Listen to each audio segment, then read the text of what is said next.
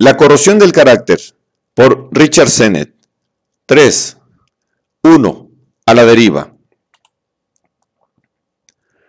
Hace poco me encontré en un aeropuerto con alguien a quien no había visto desde hacía 15 años.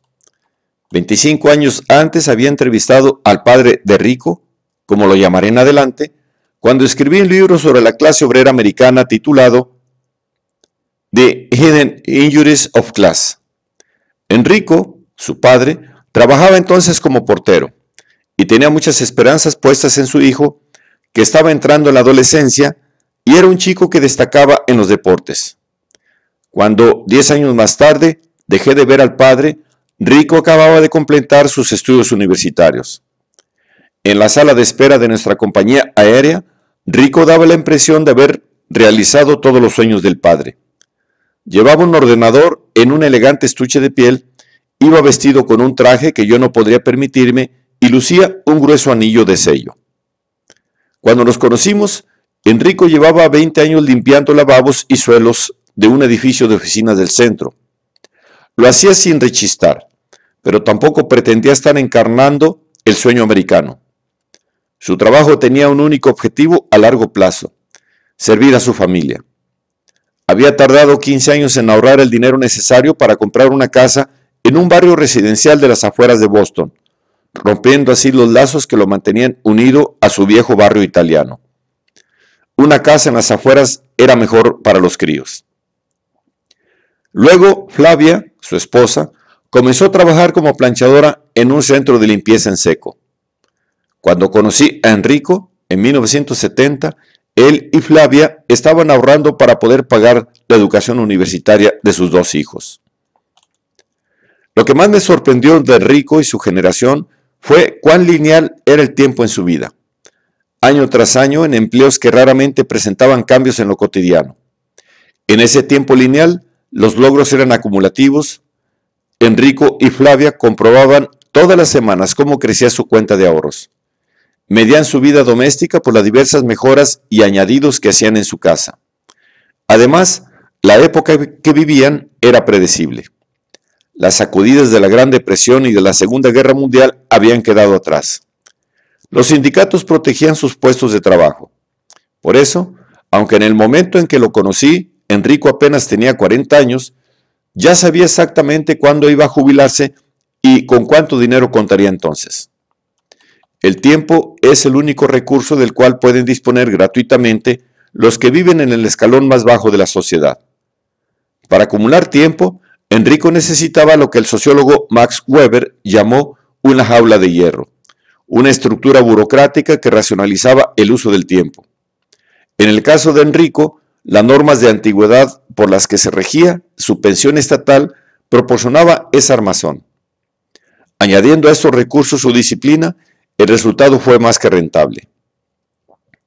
Enrico diseñó para sí mismo un relato perfectamente claro en el que la experiencia se acumulaba desde el punto de vista material y psíquico. Su vida, por tanto, tenía sentido en cuanto a narración lineal. Aunque un snob evitaría a Enrico por aburrido, él experimentaba los años como una historia dramática que avanzaba reparación tras reparación, pago de intereses tras pago de intereses. El portero sentía que se convertía en el autor de su vida y, aunque ocupaba los últimos peldaños de la escala social, ese relato le proporcionaba una sensación de respeto por su propia persona. Si bien es clara, la historia de la vida de Enrico no es sencilla. Me sorprendió especialmente cómo vivía a caballo entre el mundo de su antigua comunidad de inmigrantes y el mundo de su nueva y neutral vida suburbana.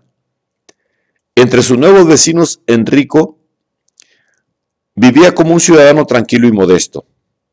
No obstante, cuando regresaba al viejo barrio, los que seguían ahí le brindaban mucha más atención por ser un hombre al que le había ido bien, uno de los veteranos dignos que regresaba todos los domingos para ir a misa, actividad seguida de almuerzo y de tardes de café en las que se hablaba de todo un poco. Se ganó el reconocimiento de persona única entre aquellos que lo conocían lo suficiente para comprender su historia. De sus nuevos vecinos, en cambio, se ganó un tipo de respeto más anónimo, haciendo lo que todo el mundo hacía: mantener limpia la casa y bien cuidado el jardín y vivir sin incidentes. La espesa textura de la experiencia particular de Enrico residía en el hecho de que era reconocido de dos maneras según la comunidad en que se moviera, dos identidades que eran el producto del mismo y disciplinado manejo del tiempo. Si el mundo fuera un lugar feliz y justo, los que disfrutan de respeto devolverían por igual la consideración que se les tiene. Así pensaba Fichte en los fundamentos del derecho natural, donde hablaba del efecto recíproco del reconocimiento. Pero la vida real no actúa con tanta generosidad.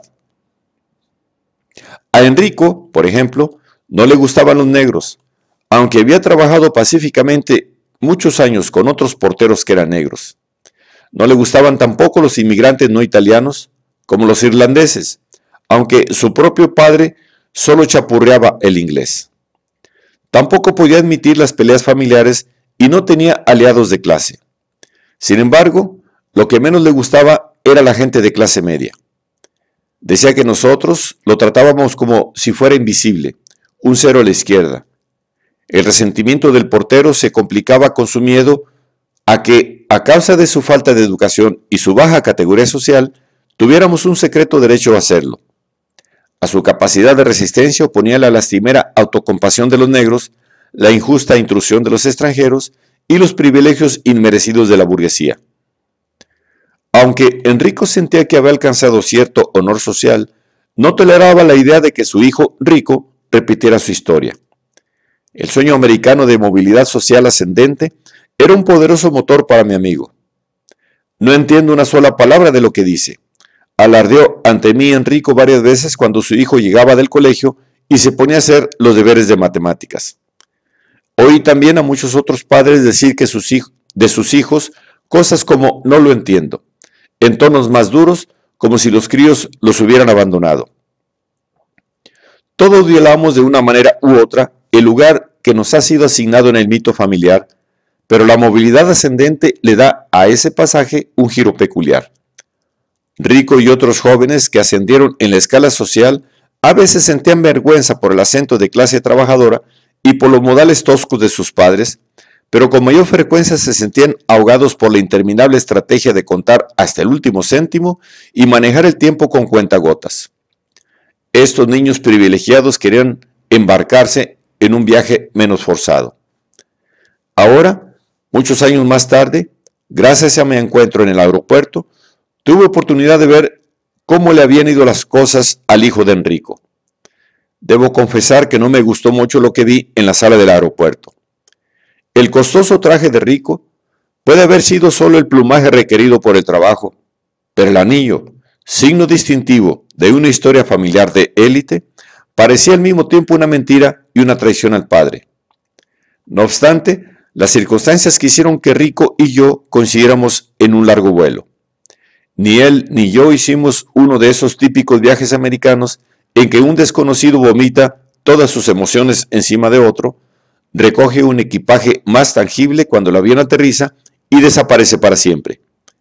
Me senté a su lado sin que me invitara y durante la primera hora de un largo vuelo de Nueva York a Viena tuve que sacarle la información con sacacorchos. Fue así como me enteré de que Rico había realizado el deseo de su padre en la ascensión en la escala social, si bien en el fondo rechazó el camino de su padre. Rico se burla de los esclavos del tiempo y demás personas prisioneras en la armadura de la burocracia, y cree que hay que estar abiertos al cambio y asumir riesgos. Y ha prosperado. Mientras los ingresos de Enrico se situaban en la cola del escalafón, Rico ha ascendido hasta el 5% superior. Y, sin embargo, no es una historia totalmente feliz para él. Tras graduarse en ingeniería eléctrica en una universidad local, Rico fue a una escuela de empresariales de Nueva York. Ahí se casó con una compañera, una joven protestante, hija de una familia de mejor posición. Los estudios prepararon a la pareja para mudarse y cambiar de trabajo con frecuencia, y así lo hicieron. Desde que terminaron la carrera, Rico se ha mudado 4 veces en 14 años. Rico empezó como asesor tecnológico de una empresa de capital de riesgo de la costa oeste en los primeros y emocionantes días de la industria informática en Silicon Valley. Luego se trasladó a Chicago, donde tampoco le fue mal. Sin embargo, la siguiente mudanza se hizo a favor de la carrera de su mujer. Si Rico fuera un personaje ambicioso, sacado de las páginas de Balzac, nunca lo habría hecho, pues aparte de no ganar más en su nuevo trabajo, dejaba los semilleros de la alta tecnología por un parque de oficinas en un lugar retirado, aunque arbolado, de Missouri. En cierto modo, Enrico se había sentido avergonzado cuando Flavia comenzó a trabajar.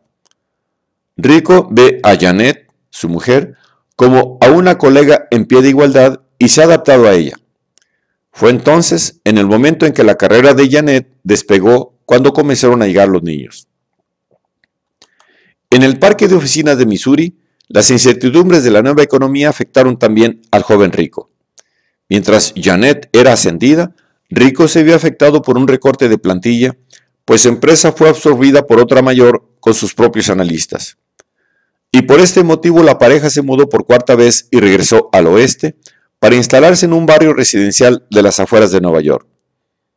Janet dirige ahora un importante equipo de contables y él ha montado una pequeña consultoría. A pesar de ser una pareja próspera, la viva imagen de una pareja amoldable a la que ambos se apoyan mutuamente, tanto el marido como la mujer temen a menudo estar al borde de la pérdida del control de sus vidas, un miedo enraizado en sus respectivas historias laborales. En el caso de Rico, el miedo a perder el control es fácil de comprender. Tiene que ver con el manejo del tiempo. Cuando Rico les dijo a sus colegas que iba a abrir su propia consultoría, la mayoría lo aprobó. Una consultoría parece ser el camino de la independencia. Sin embargo, al comenzar se vio metido de cabeza en tareas de categoría inferior, como tener que hacerse él mismo las fotocopias y otras cosas que antes ni se planteaba. Se encontró sumergido en el flujo de una red de conexiones. Tenía que responder a todas las llamadas y perseguir a las más raras relaciones. Para encontrar trabajo, se veía supeditado a las agendas de personas que no estaban en absoluto obligadas a responderle. Como otros consultores, aspira a trabajar con contratos que estipulen con exactitud lo que le corresponde hacer. Sin embargo, me dijo Rico, la mayoría de estos contratos son una mera ficción. Un consultor suele tener que trabajar de una manera u otra en respuesta a los caprichos o los cambios de idea de los que pagan. Rico no tiene un papel fijo que le permita afirmar esto es lo que hago, de esto soy responsable. La falta de control de Janet es más sutil. El pequeño grupo de contables que ahora dirige se divide entre aquellos que trabajan en casa, los que suelen trabajar en el despacho y una falange de empleados administrativos de bajo nivel a 1,000 o 2,000 kilómetros de distancia y conectados con ella por ordenador. En su actual empresa, unas reglas estrictas y la vigilancia de los teléfonos y el correo electrónico disciplinan la conducta de los que trabajan desde casa. Para organizar el trabajo de los empleados conectados por ordenador, Janet no puede hacer juicios prácticos cara a cara y debe trabajar ajustándose a estrictas directrices. En este trabajo aparentemente flexible, no siente que la burocracia sea menor. De hecho, sus propias decisiones cuentan menos que en los días en que supervisaba a trabajadores que estaban siempre juntos en la misma oficina. Como decía, al principio no estaba muy dispuesto a derramar muchas lágrimas por esta pareja, encarnación del sueño americano. Sin embargo, cuando las azafatas nos sirvieron la cena y Rico se puso a hablar de cosas más personales, lo sentí más cercano. Su miedo a perder el control tenía raíces mucho más profundas que la preocupación por perder poder en su trabajo. Rico teme que las medidas que necesita tomar y la manera como tiene que vivir para sobrevivir en la moderna economía hayan lanzado a la deriva su vida interior y emocional. Rico me contó que él y Janet se habían hecho amigos de la mayoría de la gente con la que trabajan y que con los cambios de los últimos 12 años perdieron la mayoría de esas amistades, aunque, como dijo él, seguimos conectados. Rico busca en las comunicaciones electrónicas el sentido de comunidad que Enrico disfrutaba más cuando iba a las asambleas del sindicato de porteros, pero el hijo encuentra que las comunicaciones online son breves y precipitadas. Es como con los hijos. Cuando uno no está ahí, se entera de todo más tarde. En cada una de sus 4 mudanzas, los nuevos vecinos de Rico han tratado su llegada como un hecho que cierra capítulos pasados de su vida. Le preguntan por Silicon Valley o el parque de oficina de Missouri. Pero, según Rico, ellos no ven otros lugares, su imaginación no entra en juego. Este es un miedo muy americano. El clásico barrio residencial antes era una ciudad dormitorio.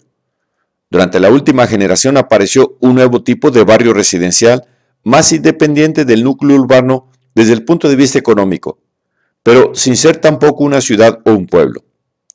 Un lugar crece de repente al toque de la varita mágica de un promotor inmobiliario, florece y empieza a declinar al cabo de una generación. Esas comunidades no carecen totalmente de una componente social o de un barrio, pero en ellas nadie se convierte en un testigo de por vida de la historia de otra persona. El aspecto fugaz de la amistad y de la comunidad local constituyen el fondo de la más aguda de las preocupaciones íntimas de Rico, su familia. Llegamos a casa a las 7, preparamos la cena, tratamos de que nos quede una hora para ayudar a los niños con los deberes y luego nos dedicamos a nuestro papeleo.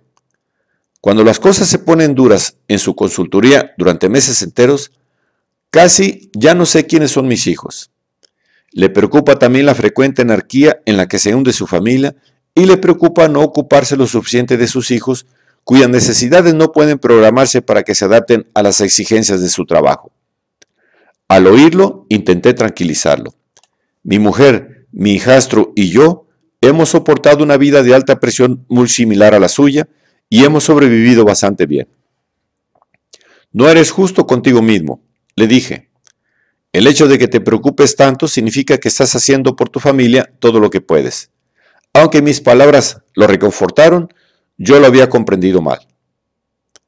Yo ya sabía que de niño a Rico le había irritado la autoridad de su padre. Ya entonces me había dicho que se sentía agotado por las reglas inamovibles que gobernaban la vida del portero. Ahora que él es padre, le obsesiona el miedo a perder la disciplina ética, en especial el temor a que sus hijos se vuelvan unas ratas de centro comercial que anden dando vueltas por las tardes sin nada que hacer por los aparcamientos de las grandes superficies, mientras los padres permanecen inaccesibles en sus despachos. Rico quiere ser, para su hijo y sus hijas, un ejemplo de determinación, de alguien que tiene una meta en la vida. Tiene que poner un ejemplo. Y el ejemplo objetivo que podría ponerles, su movilidad social ascendente, para ellos es algo natural. Una historia que pertenece a un pasado que ya no es el suyo, una historia terminada. Pero su preocupación más honda es no poder ofrecer la sustancia de su vida profesional como ejemplo para que sus hijos vean cómo han de comportarse éticamente. Las cualidades del buen trabajo no son las cualidades del buen carácter. Como comprendería más tarde, la gravedad de este temor procede de la brecha que separa la generación de Enrico de la de Rico. Los líderes de la economía y los periodistas especializados hacen hincapié en el mercado global y en el uso de nuevas tecnologías, dos aspectos que ellos consideran el sello distintivo del capitalismo de nuestro tiempo. Si bien es bastante cierto, no contemplan otra dimensión del cambio, nuevas maneras de organizar el tiempo y en especial el tiempo de trabajo. El signo más tangible de ese cambio podría ser el lema nada a largo plazo. En el ámbito del trabajo, la carrera tradicional que avanza paso a paso por los corredores de una o dos instituciones se está debilitando. Lo mismo ocurre con el despliegue de un solo juego de cualificaciones a lo largo de una vida de trabajo. Hoy, un joven americano con al menos 2 años de universidad puede esperar cambiar de trabajo al menos 11 veces en el curso de su vida laboral y cambiar su base de cualificaciones al menos 3 veces durante los 40 años de trabajo. Un ejecutivo de AT&T señala que el lema nada a largo plazo está alterando el significado mismo del trabajo. En AT&T tenemos que fomentar el concepto de que la fuerza de trabajo es contingente, aunque la mayoría de trabajadores contingentes estén dentro de nuestra empresa. Los puestos de trabajo se reemplazan con proyectos y campos de trabajo. Las empresas también han subcontratado con pequeñas empresas e individuos empleados con contratos a corto plazo muchas de las tareas que antes se hacían siempre dentro. En Estados Unidos, El sector de la fuerza de trabajo que crece más deprisa, por poner un ejemplo, está formado por personas que trabajan para agencias de trabajo temporal. La gente está ávida de cambio, afirma James Champy, el gurú de la dirección de empresas, porque el mercado puede llegar a ser orientado al consumidor como nunca antes. En esta visión, el mercado es demasiado dinámico para permitir hacer las cosas del mismo modo año tras año o simplemente hacer la misma cosa. El economista Bennett Harrison cree que la fuente de dicha avidez de cambio es el capital impaciente, el deseo de un rendimiento rápido. Por ejemplo, el tiempo medio de mantenimiento de las acciones en las bolsas británica y americana ha bajado en un 60% en los últimos 15 años. El mercado cree que el rendimiento rápido se genera mejor si se instaura un rápido cambio institucional. Hay que decir que el orden a largo plazo que el nuevo régimen quiere destruir fue en sí mismo efímero. Las décadas de mediados del siglo XX.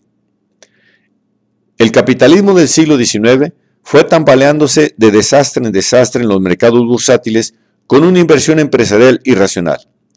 Los cambios bruscos del ciclo comercial proporcionaban poca seguridad.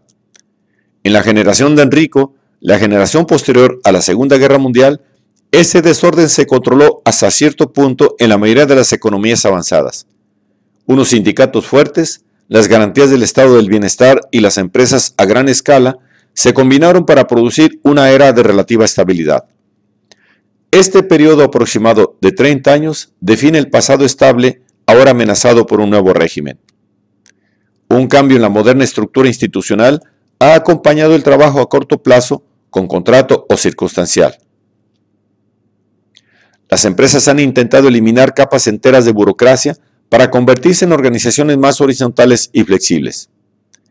En lugar de organizaciones con estructura piramidal, la dirección de empresas prefiere ahora concebir las organizaciones como redes. Las estructuras de red son más ligeras en la base que las jerarquías piramidales, afirma el sociólogo Walter Powell. Se pueden desmontar o redefinir más rápidamente que los activos fijos de las jerarquías. Esto significa que los ascensos y los despidos tienden a no estar estipulados en normas claras y fijas, como tampoco están rígidamente definidas las tareas. La red define constantemente su estructura. Un ejecutivo de IBM le dijo una vez a Powell que la empresa flexible debe llegar a ser un archipiélago de actividades interrelacionadas. El archipiélago es una imagen adecuada para describir las comunicaciones en una red, comunicaciones que se verifican como un viaje interinsular, si bien, gracias a las modernas tecnologías, a la velocidad de la luz. El ordenador ha sido clave para reemplazar las comunicaciones lentas y atascadas de las cadenas de mando tradicionales. El sector de la fuerza de trabajo, con crecimiento más rápido, ofrece servicios informáticos y de procesamiento de datos, el ámbito en el que trabajan Janet y Rico. En la actualidad, el ordenador se emplea en casi todos los trabajos, de muchas maneras y por personas de diferente categoría profesional. Por todas estas razones, la experiencia de Enrico, un tiempo a largo plazo, una narrativa lineal en canales fijos, se ha vuelto disfuncional. Lo que Rico trataba de explicarme, y quizá también de explicarse a sí mismo, es que los cambios materiales incluidos en el tema nada a largo plazo también se han vuelto disfuncionales para él, pero en cuanto a guías para el carácter, particularmente en relación con su vida familiar. Tomemos, por ejemplo, la cuestión del compromiso y la lealtad. Nada a largo plazo es el principio que corroe la confianza, la lealtad y el compromiso mutuos. Por supuesto, la confianza puede ser algo meramente formal, como cuando las personas acuerdan hacer un trato comercial o confían en que el otro respete las reglas del juego. Pero, por lo general, las experiencias más profundas en materia de confianza son más informales, como cuando la gente aprende en quién puede confiar al recibir una tarea difícil o imposible. Estos vínculos sociales tardan en desarrollarse y lentamente echan raíces en las grietas de las instituciones. La organización a corto plazo de las instituciones modernas limita la posibilidad de que madure la confianza informal. Una violación especialmente atroz del compromiso mutuo suele producirse cuando las nuevas empresas se venden por primera vez. En las empresas que están empezando, A todo el mundo se le pide horas extras y un esfuerzo intensivo. Cuando las empresas salen a bolsa, es decir, cuando ofrecen públicamente por primera vez acciones, los fundadores están habilitados para vender y cobrar y dejan en la cuneta a los empleados de menor nivel.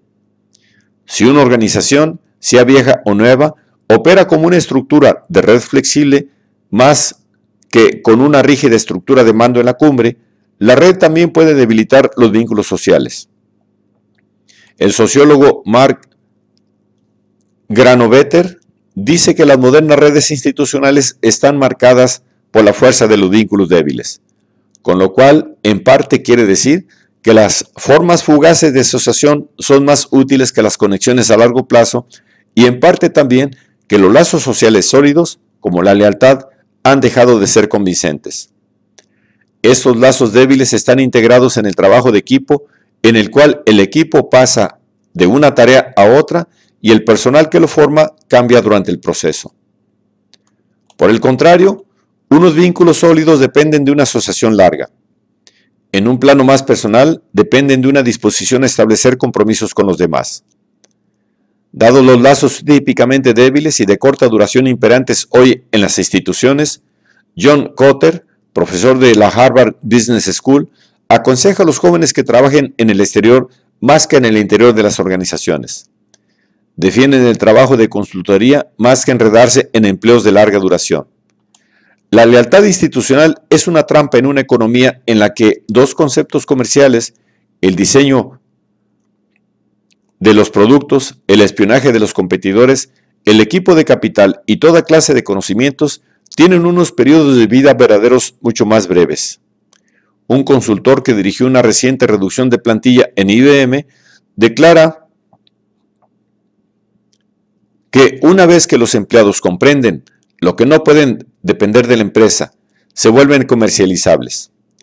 Para hacer frente a las realidades actuales, el desapego y la cooperación superficial son una armadura mejor que el comportamiento basado en los valores de lealtad y servicio. Es la dimensión temporal del nuevo capitalismo, más que la transmisión de datos con alta tecnología, los mercados bursátiles globales o el libre comercio, lo que más directamente afecta a las vidas emocionales de las personas que ejercen su actividad fuera del lugar de trabajo. Trasladado al terreno de la familia, el lema "nada a largo plazo" significa moverse continuamente, no comprometerse y no sacrificarse. En un momento del vuelo, Rico estalló de repente. No puede usted imaginarse lo estúpido que me siento cuando les hablo a mis hijos de compromiso. Para ellos es una virtud abstracta. No la ven en ninguna parte. Durante la cena sencillamente no comprendí el porqué del estallido, que no parecía venir a cuento de nada.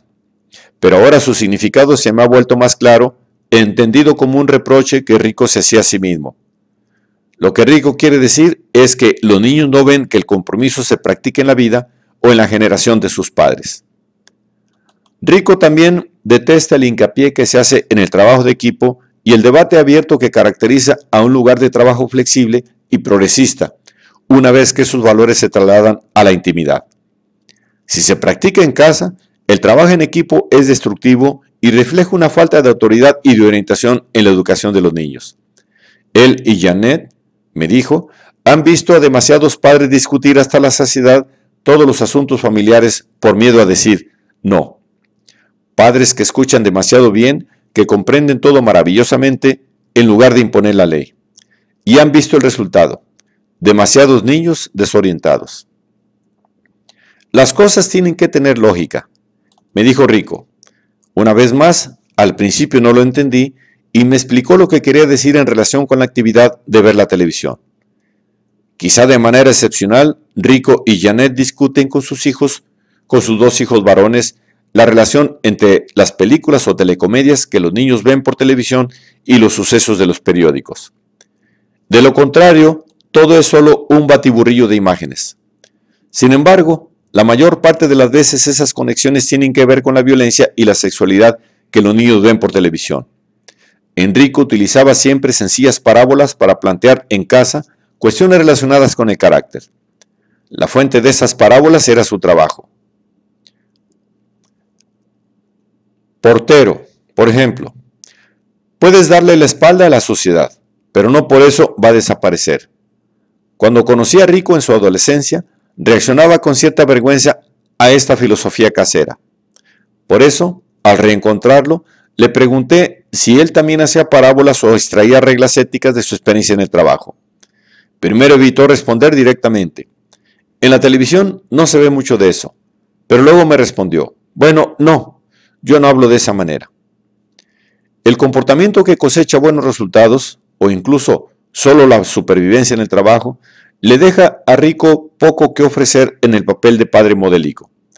En realidad, para esta pareja moderna, el problema es precisamente el contrario. Cómo proteger las relaciones familiares para que no sucumba a los comportamientos a corto plazo, el modo de pensar inmediato y, básicamente, el débil grado de lealtad y compromiso que caracterizan al moderno lugar de trabajo. En lugar de los valores cambiantes de la nueva economía, la familia, tal como Rico la concibe, debería valorar la obligación, la honradez, el compromiso y la finalidad. Este conflicto entre familia y trabajo plantea algunas cuestiones sobre la experiencia de la vida adulta en sí. ¿Cómo pueden perseguir sus objetivos a largo plazo en una sociedad a corto plazo? ¿Cómo sostener relaciones sociales duraderas? ¿Cómo puede un ser humano desarrollar un relato de su identidad e historia vital en una sociedad compuesta de episodios y fragmentos? Las condiciones de la nueva economía se alimentan de una experiencia que va a la deriva en el tiempo, de un lugar a otro, de un empleo a otro. Si pudiera establecer el dilema de Rico en términos más amplios, diría que el capitalismo del corto plazo amenaza con corroer su carácter, en especial aquellos aspectos del carácter que unen a los seres humanos entre sí y brindan a cada uno de ellos una sensación de un yo sostenible. Al terminar la cena nos quedamos los dos, cada cual absortos en sus pensamientos. Un cuarto de siglo antes, había imaginado que el capitalismo tardío había conseguido algo parecido a una consumación final. Hubiera o no más libertad de mercado y menos control gubernamental, el sistema aún entraba en la experiencia cotidiana de la gente como siempre lo había hecho. Es decir, por medio del éxito y del fracaso, de la dominación y la sumisión, la alienación y el consumo. Para mí, las cuestiones relativas a la cultura y al carácter caían dentro de esas categorías conocidas. Hoy, sin embargo, estos viejos hábitos de pensamiento no interesarían a la experiencia de ninguna persona. Obviamente, lo que Rico me había contado sobre su familia lo había llevado a pensar en sus valores éticos. Cuando nos retiramos a fumar en la cola del avión, me señaló que antes era liberal, en el generoso sentido americano de preocuparse por los pobres y comportarse bien con las minorías como los homosexuales y los negros. La intolerancia de Enrico hacia los negros y extranjeros avergonzaba a su hijo. No obstante, desde que empezó a trabajar, dice que se ha vuelto un conservador cultural. Al igual que la mayoría de la gente de su edad, detesta a los parásitos sociales encarnados para él en la figura de la madre a cargo de la beneficencia que se gasta en alcohol y drogas los cheques del Estado. También cree sin concesiones en los criterios draconianos y fijos de comportamiento en comunidad como opuestos a esos valores de educación liberal de los hijos, que son el paralelo a la reunión abierta en el trabajo. Como ejemplo de este ideal de vida en común, Rico me dijo que aprobaba la propuesta habitual en algunos círculos conservadores de quitarle a los niños a los malos padres y meterlos en orfanatos. Yo me indigné y nos pusimos a discutir el asunto con vehemencia, mientras a nuestro alrededor se alzaban nubes de humo. Hablábamos los dos a la vez y al repasar mis notas veo que Rico también disfrutaba un poco provocándome. Él sabe que su conservadurismo cultural es solo eso, una comunidad simbólica idealizada. No tiene la esperanza real de encerrar a los niños en orfanatos. Seguramente ha tenido muy poca experiencia adulta de conservadurismo preservador del pasado. Por ejemplo, cada vez que se mudaba, lo han tratado como si la vida acabara de empezar y el pasado estuviera destinado al olvido. El conservadurismo cultural que suscribe forma un testamento a la coherencia que él siente que le falta a su vida. En lo que respecta a la familia, sus valores no son una mera cuestión de nostalgia. De hecho, a Rico le desagradaba la experiencia real de una estricta norma paternal, tal como él había percibido bajo la autoridad de su padre. No tenía intención de regresar al tiempo lineal que había organizado la existencia de Enrico y Flavia incluso si pudiera. Me miró con cierto disgusto cuando le dije que, como profesor universitario, yo tenía la titularidad para toda la vida. Para él, la incertidumbre y el riesgo son desafíos en el trabajo. Como consultor, ha aprendido a ser un hábil jugador en equipo. Sin embargo, estas formas de comportamiento flexible no le han servido a Rico en su papel de padre o de miembro de una comunidad. Quiere mantener las relaciones sociales y ofrecer una orientación duradera. Es contra los vínculos rotos en el trabajo, contra la amnesia deliberada de sus vecinos y el fantasma de sus hijos convertidos en ratas de centro comercial, que postula la idea de valores duraderos. Y por eso, Rico se encuentra atrapado en una trampa. Todos los valores específicos que mencionó son reglas fijas. Un padre o una madre dice no. Una comunidad exige trabajo. La dependencia es un mal. Los vaivenes de las circunstancias no forman parte de estas normas éticas. Después de todo, es de ese azar variable que Rico quiere defenderse, pero es difícil llevar a la práctica esas reglas intemporales. Esa dificultad se manifiesta en el lenguaje que Rico emplea para describir sus mudanzas de los últimos 14 años a lo largo y ancho del país. Aunque muchas de esas mudanzas no han sido por deseo propio, rara vez empleó la voz pasiva al recordar los acontecimientos. No le gusta, por ejemplo, la expresión "me despidieron en un recorte de plantilla". En cambio, refiriéndose a este hecho que destrozó su vida en el parque de empresas de Missouri, dijo: "Tuve que hacer frente a una crisis y tomar una decisión". Respecto a esa crisis, afirmó: "Creé mis propias opciones. Asumo toda la responsabilidad por haberme mudado tantas veces". Me recordó a su padre: "Hazte responsable de ti mismo". Era la frase más importante del repertorio de Enrico. Sin embargo, Rico no comprendía cómo actuar de acuerdo con ella.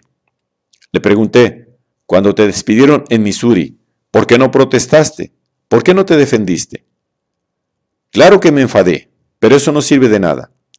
No había nada injusto en el hecho de que la empresa redujera su volumen de operaciones. Al margen de lo que ocurriera, tuve que hacer frente a las consecuencias. ¿Le iba a pedir a Janet que nos mudáramos una vez más por mí? Era negativo para los niños y para ella. ¿Debía pedírselo? ¿A quién podía escribirle una carta contándole lo que me pasaba? No podía hacer nada. Aún así, se siente responsable de este suceso que está más allá de su control. Literalmente, carga con él como quien carga su propia cruz. Pero, ¿qué significa hacerse responsable? Sus hijos aceptan la movilidad como la cosa más natural del mundo, y su esposa le está agradecida por haber estado dispuesto a mudarse por ella.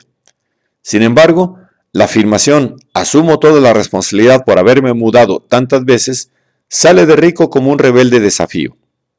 En este punto de nuestro viaje, comprendí que lo último que debía responder a ese desafío era: ¿cómo pudiste imputarte a ti mismo la responsabilidad? Habría sido una pregunta razonable y a la vez un insulto. En el fondo, tú no cuentas. Enrico tenía una idea algo fatalista y anticuada de la gente que nace en el seno de una clase con unas condiciones de vida determinadas y hace todo lo que puede dentro de sus límites. A él le ocurrieron cosas que estaban más allá de su control, como el despido, y tuvo que hacerles frente. Como puede dejar claro este ejemplo de sparring que he citado, el sentido de responsabilidad de Rico es, por decirlo de alguna manera, más absoluto. Él quiere llamar la atención sobre su férrea disposición a que se le considere responsable sobre ese aspecto del carácter, más que sobre un particular curso de los acontecimientos. La flexibilidad lo ha empujado a afirmar que la auténtica fuerza de voluntad es la esencia de su ética. Asumir la responsabilidad por los hechos que escapan a nuestro control, puede parecerse a una vieja amiga, la culpa. Si bien esto no caracterizaría correctamente a Rico, al menos según me pareció a mí. Él no se acusa a sí mismo con autoindulgencia. Tampoco ha perdido el valor ante una sociedad que a él le parece fragmentada. Las reglas que formula para lo que debería ser una persona de carácter sólido pueden parecer simplistas o infantiles, pero tampoco así lo juzgaríamos correctamente. En cierto sentido, Rico es realista. En efecto, para él habría carecido de sentido escribirle una carta a su empresa contando los estragos que había provocado en su familia. Por lo tanto, Rico se concentra en su pura determinación de resistir. No perderá el rumbo. Quiere resistir, y en especial a la ácida erosión de esas cualidades del carácter como la lealtad, el compromiso, los objetivos y la resolución, cualidades que, por naturaleza, son a largo plazo. Rico afirma los valores intemporales que caracterizan a la persona que él es, para siempre y de una manera permanente y esencial. Su voluntad se ha vuelto estática, está atrapado en la mera afirmación de los valores.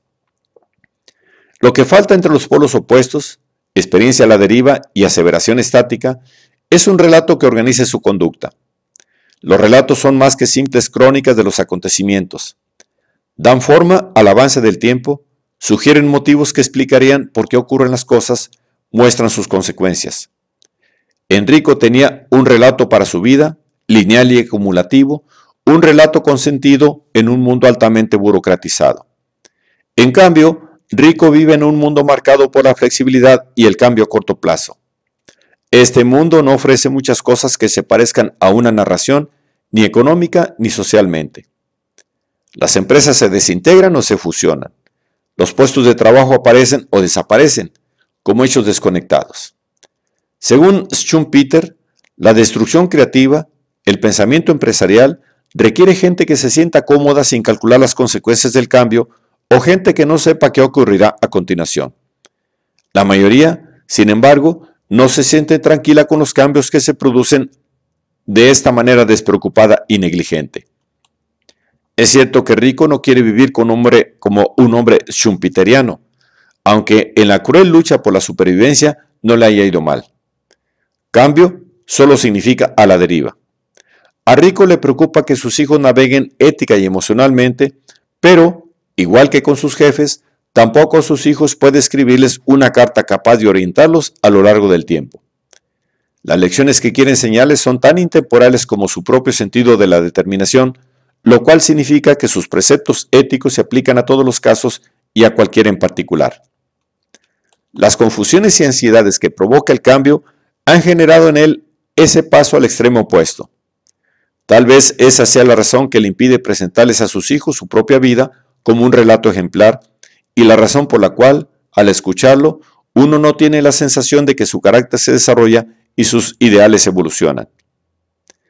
He contado este encuentro porque las experiencias de Rico con el tiempo, el lugar y el trabajo no son únicas, como tampoco lo es su respuesta emocional. Las especiales características del tiempo en el neocapitalismo han creado un conflicto entre carácter y experiencia. La experiencia de un tiempo desarticulado que amenaza la capacidad de la gente de consolidar su carácter en narraciones duraderas. A finales del siglo XV, el poeta Thomas Hoccleve escribió en El regimiento de los príncipes: ¡ay! ¿Dónde está la estabilidad en este mundo? Un lamento que aparece también en Homero o en Jeremías en el Antiguo Testamento. A lo largo de la mayor parte de la historia humana, la gente ha aceptado que la vida cambia de repente por culpa de las guerras, las hambrunas y otras catástrofes, y también que, para sobrevivir, hay que improvisar. En 1940, nuestros padres y abuelos estaban desbordados por la angustia, tras haber resistido el desastre de la Gran Depresión y hacer frente a la sombría perspectiva de una guerra mundial. Lo que hoy tiene de particular incertidumbre es que existe sin la amenaza de un desastre histórico y en cambio está integrada en las prácticas cotidianas de un capitalismo vigoroso. La inestabilidad es algo normal y el empresario de Schumpeter sirve como ejemplo de Everyman Ideal.